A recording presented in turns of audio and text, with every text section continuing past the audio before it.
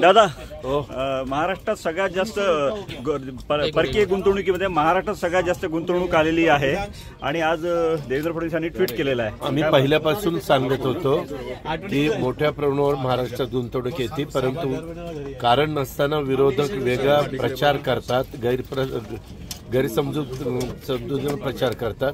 वास्तविक आपण राज्याचं जिथं हित असतं त्यावेळेस राज्याचा विचार केला पाहिजे, तिथं राजकीय दृष्टिकोनातून बघितलं नाही पाहिजे।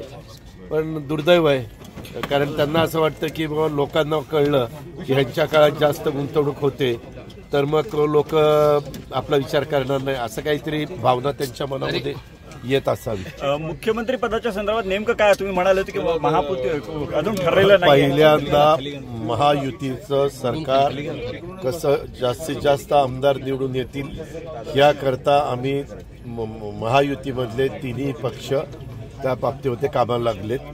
पण आत्ताच्या निवडणुका ज्यावेळेस सामोरे जातोय त्यावेळेस राज्याचे मुख्यमंत्री तर हेच आहेत, एकनाथराव शिंदे, त्यांच्याच नेतृत्वाखाली निवडणुका होतात।